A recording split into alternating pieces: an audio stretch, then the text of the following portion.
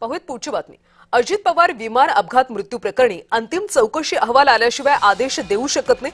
मुंबई उच्च न्यायालयाने हे स्पष्टीकरण दिले। सखोल चौकशीची मागणी करणाऱ्या 2 स्वतंत्र जनहित याचिका मागे घेण्यात आल्या।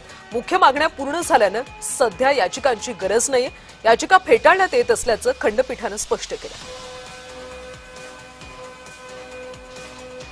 मुंबई उच्च न्यायालयाने स्पष्टीकरण दिले। सखोल चौकशीची मागणी करणाऱ्या 2 स्वतंत्र जनहित याचिका मागे घेण्यास सांगितल्यात। मुख्य मागण्या पूर्ण झाल्याने सध्या याचिकांची गरज नाही असं कोर्टाचं म्हणणं आहे। अंतिम चौकशी अहवाल आल्याशिवाय कोणताही निर्णय देऊ शकत नाही असं खंडपीठाने स्पष्ट केलं।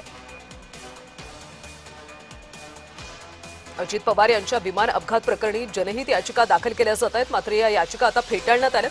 अंतिम चौकशी अहवाल जोपर्यंत येत नाही तोपर्यंत कोणताही आदेश देऊ शकत नाही असं कोर्टाने आता स्पष्ट केलं। मुंबई उच्च न्यायालयाने हे स्पष्टीकरण दिलं।